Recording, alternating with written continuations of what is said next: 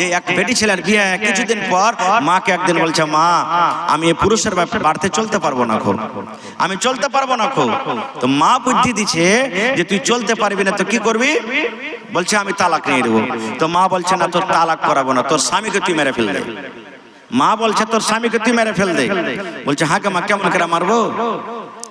বলছে বেটি রে, সুন্দর একটা ডাব্বাতে চুরান ফাঁকি দাওয়া নিয়ে এসে দিয়েছি। মা বলছে বেটি রে, এই ডাব্বার ভিতরে তোমাকে যে চুরান দিলাম, এই ডাব্বার ভিতরে তোমাকে যে ফাঁকি ওষুধ দিলাম, দাওয়া দিলাম, এই দাওয়াতের মা জহর মিলা আছে, বিষ মিলা আছে রে মা। যখন যখন তোমার স্বামী খাইতে বসবে, তুমি একটু করে খানাতে মিশাল দিয়ে দিবে, একটু করে তুমি তরকারিতে দিয়ে দিবে, একটু একটু করে দিবে, যেন তোমার স্বামী তোমার পরে শক না করতে পারে, তোমার স্বামী তোমার পরে জানতে না পারে। কিন্তু বেটি রে শুন, যতদিন তুই এই ওষুধটা খাওয়াবি রে মা, এই ডাব্বাটা যতদিন শেষ না হবে, 3 মাস লাগুক, 4 মাস লাগুক, 5 লাখ মাস হোক, যতদিন লাগবে রে মা, কোনদিন খবরদার তোর স্বামীর সাথে তুই ঝগড়া করবি না। নরম কইরা কইরা কইরা কইরা তোর স্বামীর সাথে কথা বলবি, স্বামীর খেদমত করবে। স্বামী যখন তোর দোকান থেকে আসবে, বাজার থেকে যখন আসবে, তুই ব্যাগটা হাত থেকে নিয়ে নিবি, তাড়াতাড়ি করে ওকে খেতে দিবি, ওকে তেল মাখিয়ে দিবি, ওকে আদর করবে। শোন রে বেটি, যদি রাগ করে কোনো কামে কোনো কারণে যদি জামাই বাবু তোকে 1 থাপ্পড় 2 থাপ্পড় মেরাও দেয়, বেটি রে শুন, গরম করে খবরদার ওকে রাগ করে কোনো কথা বলবি না রে মা, খবরদার গোসা করে কোনো কথা বলবি না। মায়ের খায়া সহে নিবি, কিন্তু তুই খুশি মনে স্বামীর বাড়িতে থাকবি। আর যখন যখন খাইতে বসবে, চা খাইতে একটু দিয়ে দিবি, ভাত খাইতে একটু দিয়ে দিবি, যা বাড়িতে খাবার থাকবে একটু একটু একটু করে তুই চূড়ান মিশাল করে দিবি। ওই জহর বিষের আসার তোর স্বামীর পেটের ভিতরে যাবে, আর আস্তে আস্তে করে করে করে করে গোটা শরীরে বিষটা চড়ে যাবে। এবার একদিন দেখবে তোর স্বামী দুনিয়া থেকে বিদায় হয়ে যাবে। নারে তাকবীর! আল্লাহর নবী দিনার নবী গো, নবী ছিলেন দিনের দিওয়ানা। আল্লাহর নবী দিনার নবী গো, নবী ছিলেন দিনের দিওয়ানা। দেখে নবীর মুজিজা, ভাগবতী মা খাদিজা সইতে দিলেন জীবন আর জৈবন। আল্লাহর নবী দিনের নবী গো, নবী ছিলেন দিনের দিওয়ানা।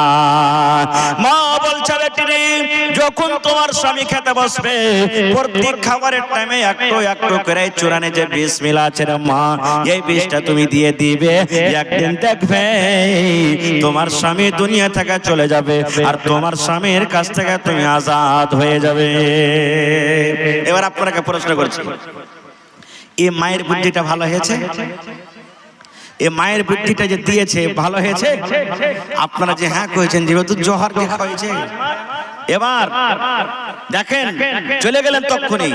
এই জামানার বেটি, এই জামানার মা, এই জামানার বহিন কি যদি ওর পুরুষকে বলে যে হালেমার বাপ কি হয়েছে রে, না তো আমি আমার বাপকে দেখতে যাবো, তো যা কয়ে যাবো আর আসবো। যদি 1 ঘন্টা কয়ে যায়, ভাই তুই 1 দিন থেকে আসবে, একদিন বলে যায় তো 3 দিন হবে, হয়েছে কি হয় না? ও বুঝে না, স্বামী বুঝে না, স্বামীর নিয়ামত খিদমত বুঝে না। এই জন্য তো স্বামীর যদি কথা মতো না চলে গুনাহ কি হবে জিনিসটা বুঝে না।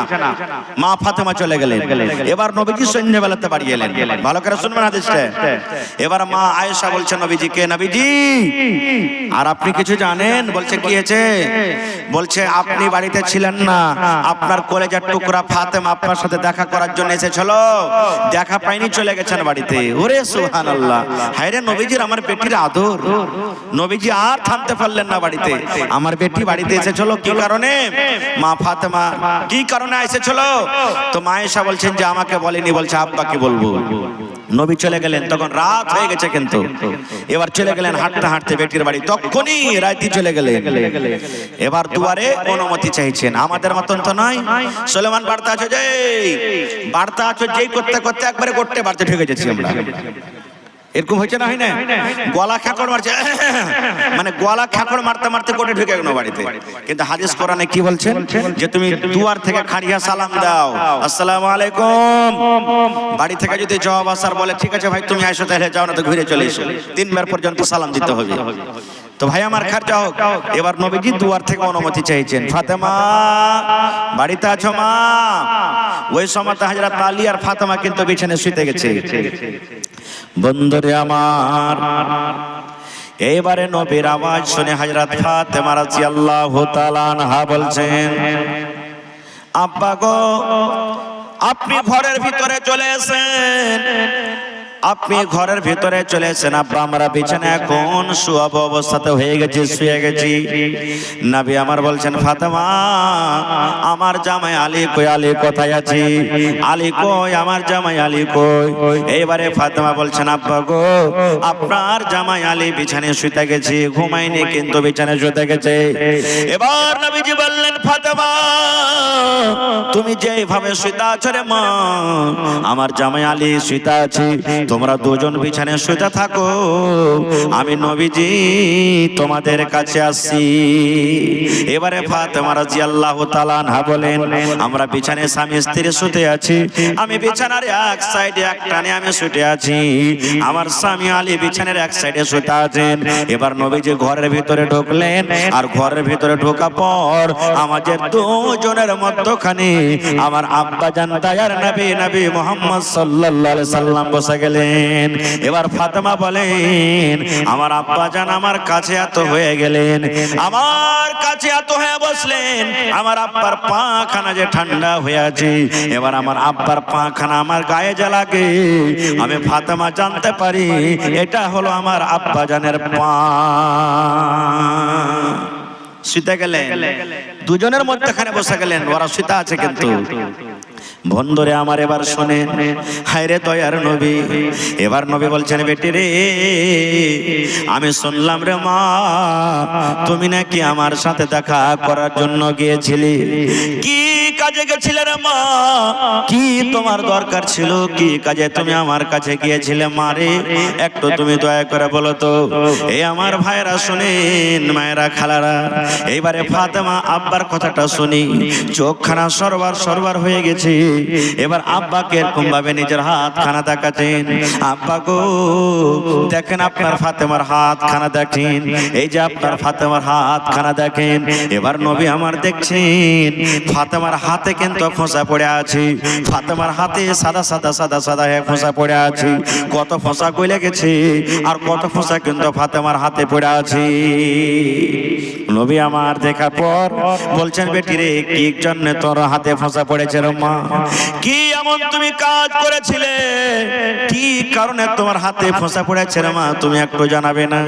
বলছে, আব্বা গো আমি আপনার কলেজার টুকরা ফাতেমা আপনার জামাইয়ের বাড়িতে জাঁতা পিছে পিছে জাঁতা টেনে টেনে টেনে টেনে হাতে ফোঁসা পড়ে গেছি, ইন্দারা থেকে পানি তুলে তুলে কুয়া থেকে পানি তুলে তুলে আমার হাতে ফোঁসা পড়ে গেছি। আব্বা তাই আমি আপনার বাড়িতে গেছিলাম, যদি আপনি আমাকে একটা গোলাম গালা দিতেন, আপনি যদি একটা চাকর নিগালা দিতেন, আমার বাড়িতে কাম করতো, আমি আপনার বেটি ফাতেমা আমি আরাম পাইতাম।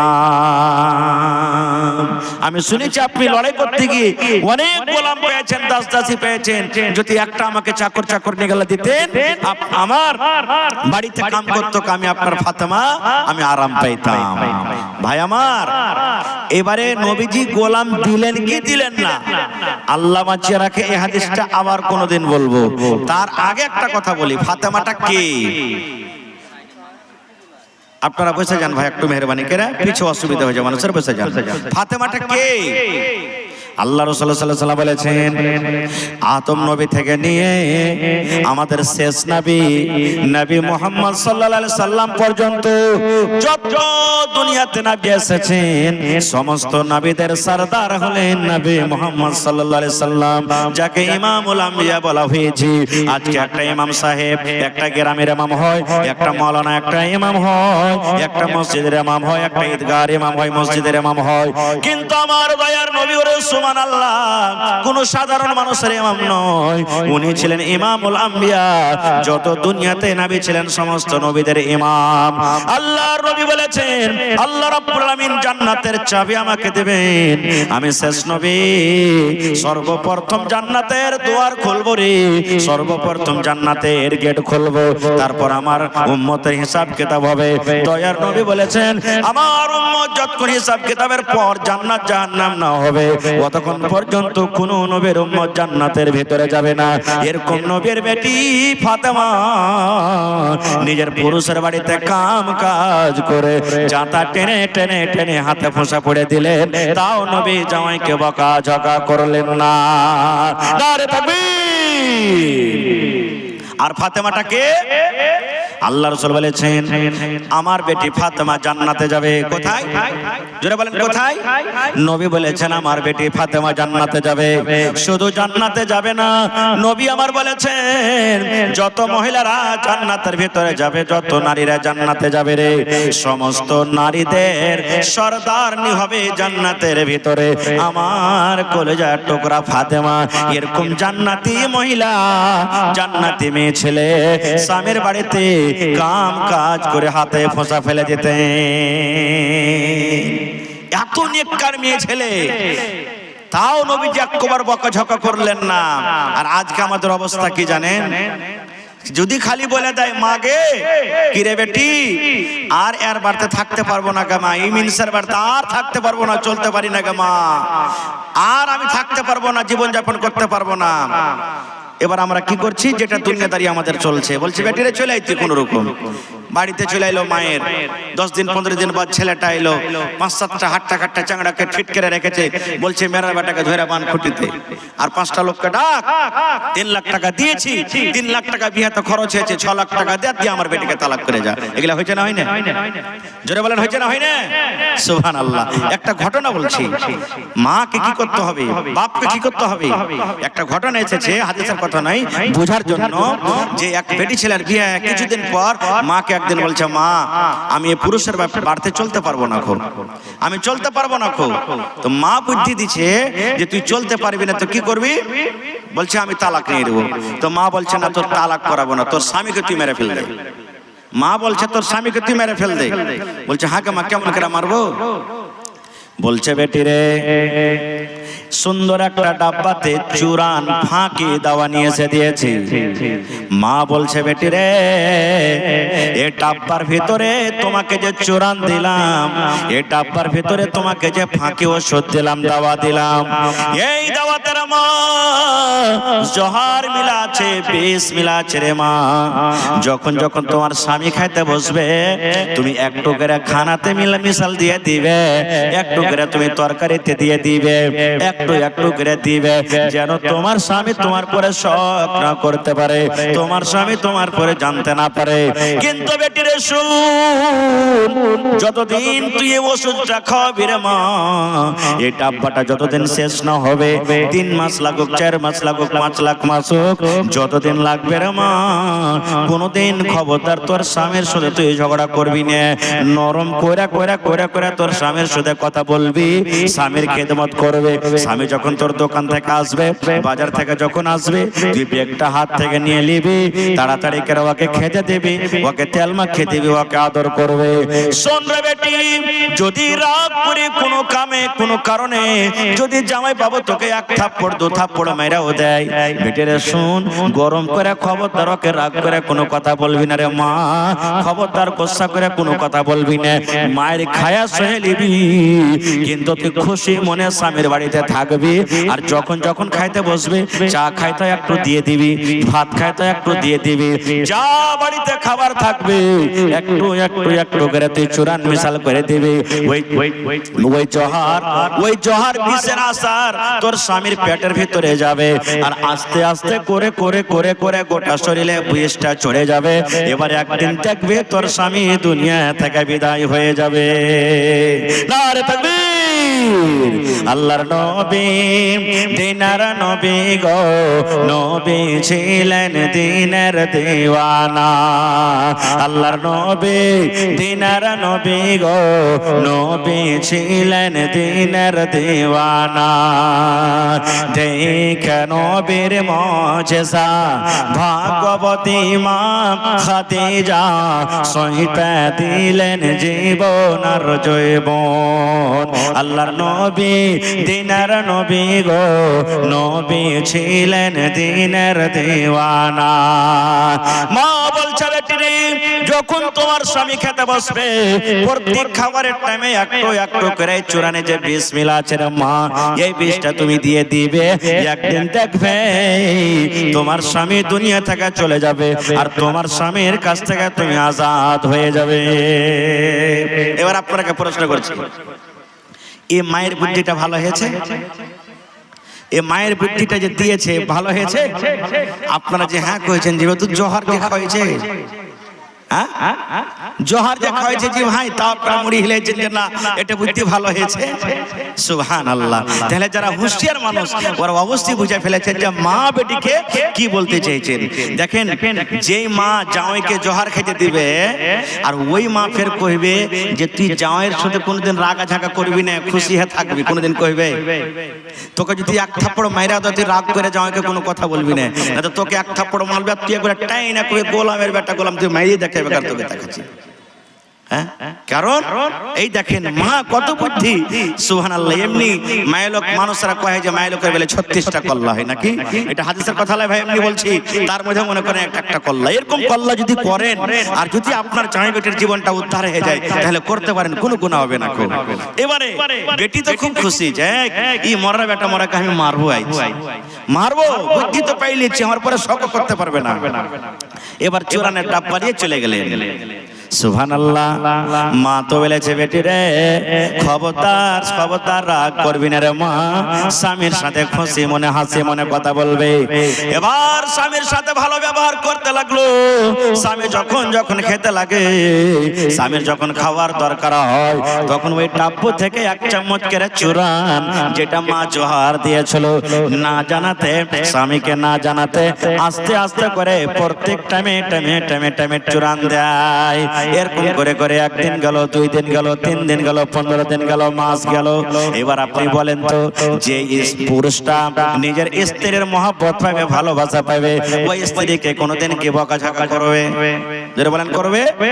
কোনোদিন করবে না। ওকে কোনোদিন লাত মারবে না, ওকে কোনোদিন গালি মারবে না। এবার পুরুষ মনে মনে বলছে আল্লাহ কি তোমার লীলা খেলা হয়ে গেল।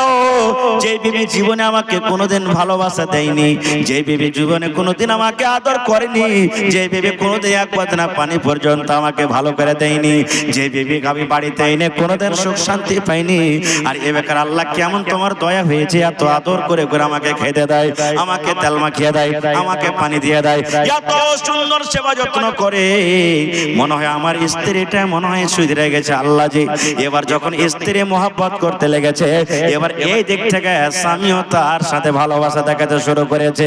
ভালো ভালো খাবার দেয়, ভালো ভালো জিনিস এনে দেয়, ভালো ভালো খাবার দেয়। এবার পুরুষরাকে বলবো ভাই রে, স্ত্রীকে যদি আপনি এক ঢোক পানি নেকি মনে করে দিতে পারেন, নবী বলেছেন এটা সাদকা। জলসা শুনে বাড়িতে চলে যাবেন, রসগোল্লা কেনার যদি আপনার টাকা না থাকে রে বন্ধু, মার্কেট আপনি চলে গেছেন, রসগোল্লা কেনার টাকা নাই, যদি 5টা টাকা পকেটে আছে পাপড় কিনে চলে যান বাড়িতে। আর বিবিকে যদি আপনি নিজের হাতে এখন পাপড় যদি টেনে বলেন বিবিরে খাইয়াল্লাও, নবী বলেছেন এটা সাদকা রে, এটা হলো তোমার নেকি।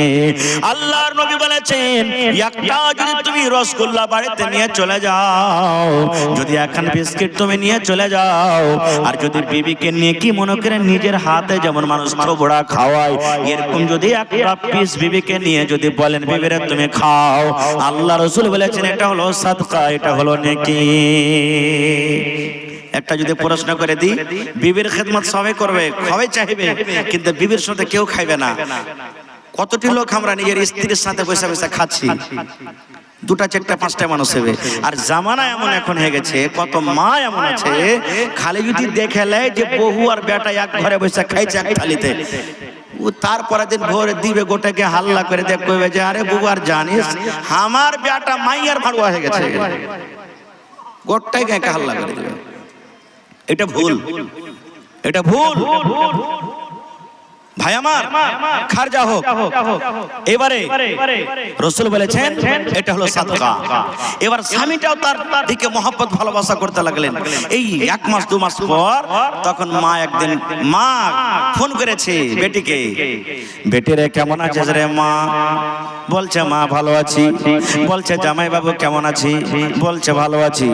কথা বলতে বলতে ফোনের বেলাতে বন্ধ রে, বেটি কিন্তু হাউমাউ করে কাঁদতে শুরু করে দিয়েছে। বেটি কাঁদতে শুরু করে দিয়েছে। মা বলছে বেটি কারণটা কি, কাঁদো কেন, কি হয়েছে তুমি কাঁদো কেন? জামাইয়ের কি কিছু হয়েছে নাকি? বলছেন না। বলছে কাঁদছো কেন? বলছে মা গে আমি 4 দিন 5 দিন থেকে আমি চুরান বন্ধ করে দিয়েছি গে মা, তোর জামাইকে আমি আর চুরান দিনে খাইতে আর বিষ খাইতে দিন আগে মা। মা বলছে বেটি রে কেন দিস না, তুই তো জামাইকে দিস না তো মরবে কেমন করে? বলছে মা গে আজ ডাব্বা চুরান ওড়ালছে গে মা, আধা ডাব্বা এখনো বেঁচে আছে। মা গে আমি তো আল্লাহর কাছে দোয়া করছি, আল্লাহ আমার স্বামীটা মনে হয় মরে যাবে, আমি একে 2 মাস 3 মাস থেকে যে আধা চামচ 1 চামচ করে চুরান দিয়ে এলাম, এই জহর খাইয়ে দিলাম, আল্লাহ কেমন করে বাঁচবে? মা গে যেদিন থেকে তুই ওষুধ দিয়েছিস গে মা, সেদিন থেকে তোর জামাইটা আমাকে এত ভালোবাসে বলার নাই। মাকে যেমন থেকে আসো মন থেকে আদর করে। যেদিন কোনোদিন আমার যদি কোনোদিন মাথাতে ব্যথা হয় আমার মা মাথা টিপে দেয়, আমার গা হাতে তেল মাখিয়ে দেয়, ভালো ভালো দামি দামি শাড়ি নিয়ে আসে, ভালো ভালো খাবার নিয়ে আসে। মাকে বিয়ে হওয়ার পর এরকম আদর কোনোদিন পাইনি গে মা, এরকম আদর পাইনি। মাকে কেমন করে আমি কি করব?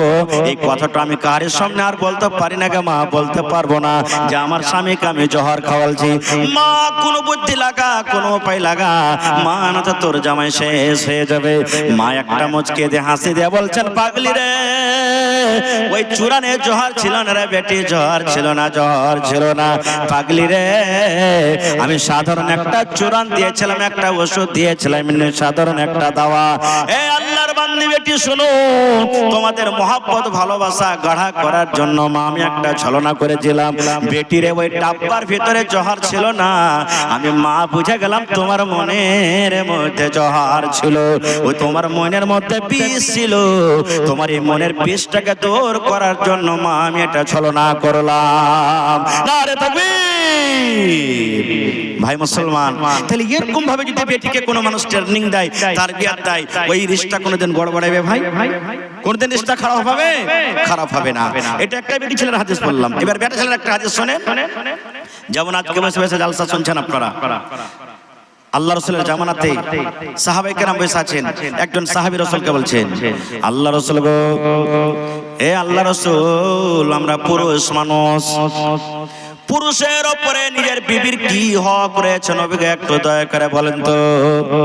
একটা পুরুষের উপরে নিজের বিবির কতটুকু হক রয়েছে, এমন কোন কাজ করতে হবে যে নিজের পুরুষটা নিজের স্ত্রীর হক আদায় করতে পারবে? কত সুন্দর প্রশ্ন দেখেন। ওখানে দেখলেন যে নিজের পুরুষের উপরে কতটুকু, নিজের পুরুষের হক কতটুকু নিজের স্ত্রীর পরে। এখানে একজন সাহাবী বলছেন নবীজি একটা স্ত্রী একটা মহিলার নিজের স্বামীর পরে কতটুকু হক। যতটি লোক এখানে আমরা বসে আছি, বেয়াদবি মাফ করবেন ভাই, ছেলে হিসেবে বলছি, আমি যদি এই প্রশ্নটা আপনাদেরকে করি তো কয়টা লোক আমরা জবাব দিতে পারবো? কয়টা লোক জবাব দিতে পারবো? পারবো না, আমরা ফেল করে যাবো। বন্ধুরে আমার, নবী এবার প্রশ্নের জবাব দিচ্ছেন কি দেখেন। আল্লাহ রাসূল বললেন সাহাবীরা, নবীজি শুধু ওই সাহাবীদেরকে উত্তর দিয়েছেন, হাদিসটা তাদের জন্য নয়, ওইটা আমার জন্য, ওইটা আপনাদের জন্য, কিয়ামত পর্যন্ত যত মানুষ আসবে সকল মানুষের জন্য।